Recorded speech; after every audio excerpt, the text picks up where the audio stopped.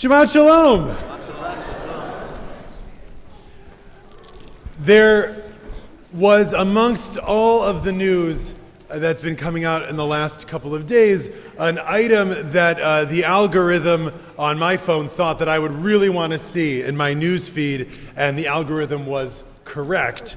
And that is that recently published but declassified documents from about 20 years ago illustrate that the CIA in the 80s was trying to use psychics to locate the Ark of the Covenant.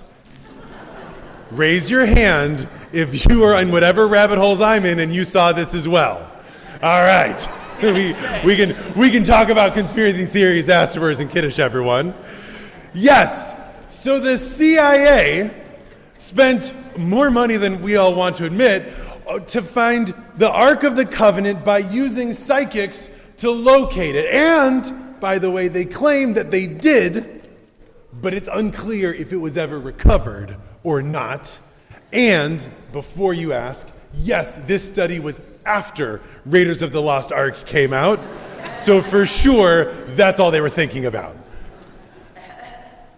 But the question that I was thinking to myself as I read this, and every article I could find about it, is why would the CIA want the Ark of the Covenant? What's the goal in finding this ancient object, which was in the Holy of Holies? This is just to catch everyone up in case you haven't seen the Harrison Ford movie. Right? This is the ark that carried the tablets and the broken tablets in it. It had the cruvim on top that were something like maybe six-winged angels. We're not quite sure. And they were sort of the divine tell of whether or not Israel was doing right by the Lord or not. Right? When Israel and God were in sync, then the angels would face each other. When they were not, they would face apart. Right? That is what this Ark of the Covenant is. It also seemingly has, face melting powers or whatever it is from the movie also. But the allure of the Ark, of trying to find it, is a few things. If we found this ancient sacred object, what would it do? Well, it might give us power. See the aforementioned face melting that happens when you try to open it. It might give us some sort of certainty that we are correct in our history, that God is here and God is with us, and if the angels facing each other is the right thing, then it would give us certainty of whether we're on the right path or the wrong when it comes to the way that we are living our lives. It also would give us a connection to God. And we live in a world today where all of those things seem quite desirable, at least to me. I would love if there was power behind our religion, real, just raw power. I would love to see proof that God is here and God is with us. And I would love to know if God thinks we're on the right path or not. We want something that is bigger than ourselves to say, here's what's right and here's what's wrong. We want something that is outside of ourselves to say, yeah, no, what you're doing is the right thing, or the people that you're a part of, that's the right ones, whatever it is. And so we seek after the ark because of that. We want to find certainty. We want to know that we have power. And the rabbis similarly ask questions about the ark and what happened to it. And they talk about the Mishkan itself. Because the Mishkan, which we've just spent a lot of time talking about its creation, and Rami, which you spoke beautifully about what it looks like and how it's built and how it's made, it comes with the Israelites through their wanderings in the desert. It enters the land, we know, with the Israelites. It spends, I think it's 14 years at Shiloh. It spends 397 years at Gidon. It's in the land with us, and then at some point it kind of disappears. And it's a little bit unclear what happens to the Mishkan. And the rabbis, of course, have different ideas about where the Mishkan went, right? Meaning the actual silk, the gold, the cubits of fabric, all of it, what happened to it. So some rabbis say that it was destroyed. Rambam says it's just gone, it's away, it's not here anymore. Others say that it was built into the Mikdash. When the temple was built, they took the materials from the Mishkan and they used it to build the Beit HaMikdash. The Gemara tells us that they took it and they lovingly buried all of the pieces of the Mishkan below the Beit HaMikdash, that they're down beneath the temple somewhere. And Rashi points out that this was both to save the precious metals for when the invaders came through, but also that the Mishkan was the tikkun for the golden calf. Talk about it for a second. Right? The people's great sin was that they gathered together and they built a golden calf. And that their great tshuva, that their repentance for that sin, was that afterwards they gathered together and they built something that would make God holy in the world. That would be God's abode, that would bring people together. And so the Mishkan, where the people carried it around for all of that time in the desert, was meant to be a reminder of their doing tshuva from the sin of the calf. And when the Beit HaMikdash, when the temple is built, we no longer need that reminder, and so it gets to go away. And I looked for a long time to try to find some commentary who said what I wanted them to say.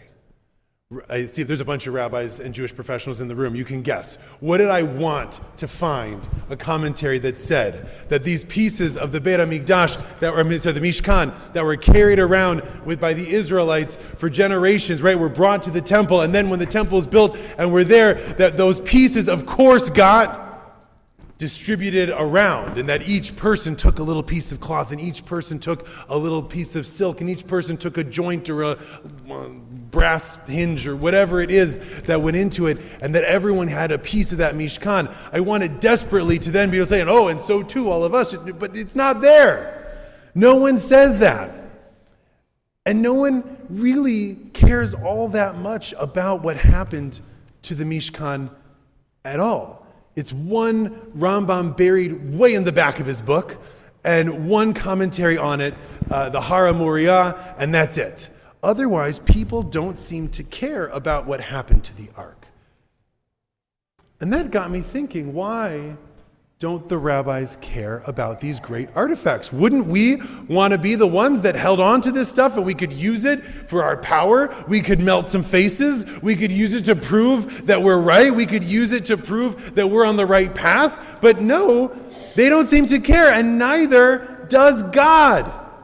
At the very end of the Tanakh, in the last chapter of the last book of 2 Chronicles, God says that to the Levites, that as he consecrates them to put the holy ark in the house that Solomon the son of King David built, as you no longer carry it on your shoulders, as you ein lachem maseh bekatef, you do not carry it anymore.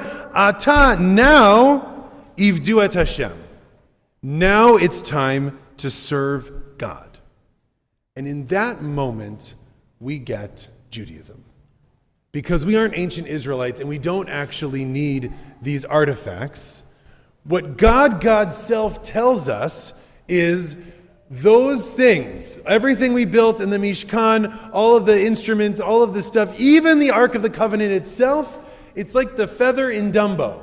You didn't really need it all along. It was there to remind you of God and God's presence, but you no longer carry it on your shoulders. Ata ivdu et Hashem. Now, just go and serve God. And that then becomes the task for all of us.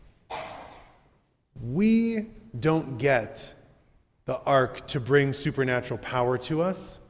We have to find that power in ourselves. And we don't get the Kruvim to tell us whether we're on the right path or the wrong path, or God's happy with us or God's not. We have to be able to figure that out for ourselves and know in our hearts what we're doing is right or wrong. And we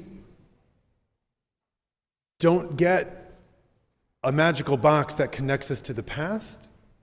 We have to build that creation, that connection for ourselves. And we don't do it alone. We do it with each other, and we do it with the Torah. We have the Word of God. We have the words of our rabbis. We connect to the past through them. We find power through them. We know what's right and wrong through them. But God doesn't leave us alone either. At the end of the book of Shemot, the last thing that we read today, God says that God's presence, this cloud, this pillar, the fire, and the smoke will be with Israel b'chol ma'aseihem in all of their journeys. And the rabbis disagree about what that means because, of course, they do. And Rashi says it means that in all of the stops that they went on, all of the journeys that brought them to that moment of the end of the book of Exodus, God was with them. Lest you think that God wasn't there at certain points, God was there all of the time. And Hamek Davar says that God is with them in all of those moments along their journey, the good and the bad. Because there were plenty of moments in the desert where the people weren't so good with God, where they did the golden calf, where they complained about things that they didn't have. And Hamek Davar says this last line is a reminder that God was with them even in those moments when they were sinning, even in the moments when they were complaining, even in the moments when they were lost, God was there. And then Ibn Ezra says what I want him to say, which is, V'chol ma'aseihem, in all of their journeys, of course means the journeys yet to come. And that this is a reminder that even though as the people leave the desert, even though the people get ready to go, even though the people will no longer need this Mishkan at some point, in all of the journeys, in all of the places that they find themselves, this pillar of smoke, this pillar of fire, this presence of God will be there. And much like the power of the ark, it of course has to be made by us. And this is no small thing, and I want to leave you like Rami did with a charge. Yours was to make things a little bit more beautiful, find a mitzvah and just make it nicer. And that's amazing, and everyone should do that. And I want to add one that's a little bit harder, which is we all want certainty. We all want to see the divine. We all want to know that we're there, and we have to make it. There's a play by Gertrude Ephraim Lessing about a parable of 3 rings. And there's a king who has a ring that makes the wearer of it beloved by, this is before Tolkien, okay? And it makes the wearer of it beloved by all who see him. And this ring is passed down from father to son, from father to son, from father to son. Everyone who wears the ring is just beloved by everyone who sees them. They're amazing. And finally, we get to a king who has 3 sons, and he loves every single son, each of the 3 equally, and doesn't know what to do. To whom should he give the ring? Because the family tradition is that this ring goes not to the eldest, but to the best. To the best son gets the ring so that they become the most beloved around them. So this father, in his pious weakness, makes 3 identical rings, the original and 2 copies. And in a private moment with each son, he gives the son the ring and says, you are going to be the one that inherits this ring that makes you beloved, that makes you the best among your brothers. And when the father passes away, each son pulls out the ring and says, love you guys, sorry, but I'm the one that got the ring. Wait a minute. We all 3 have one, and they don't know what to do. So they go to the prophet, they go to Nathan the wise, they go and they ask and they say to this judge, what should we do? And the judge says, okay, well, one of these rings is real and the other 2 are fake, so just be honest, which one of you is the best? Come on, which one of you really is more beloved by all the others? And each 3 of the sons was a pretty good guy. And so no one could tell who was the one that had the correct ring. And so Nathan says, well, then let me give you a task. Take the ring and believe that you got the real one because your father loved you, and of course they gave you the real one. And then live your life making yourself the most beloved of the people around you. Live your life being the son that got the real ring and being the best. And then later, at some point, a judge wiser than I will come along and tell us which one is the real ring. And for Lessing, of course, this is a parable of the 3 Abrahamic religions. But for us, it's a task that falls to Jews who live in this world today. We need to carry the ark on our shoulders, but serve God. And that means standing up for who we are. It means standing up for what we believe in. It means finding conviction and certainty in our world and in ourselves and in our community and in our people. It means showing that we have power. It means showing that we can do things and that we can bring each other in and together as we do. We should endeavor to carry the Mishkan with us, to carry the ark with us wherever it may be, so that we can be the certainty and the power for Israel, v'chol ma'asehem, in all of their journeys. Shabbat Shalom.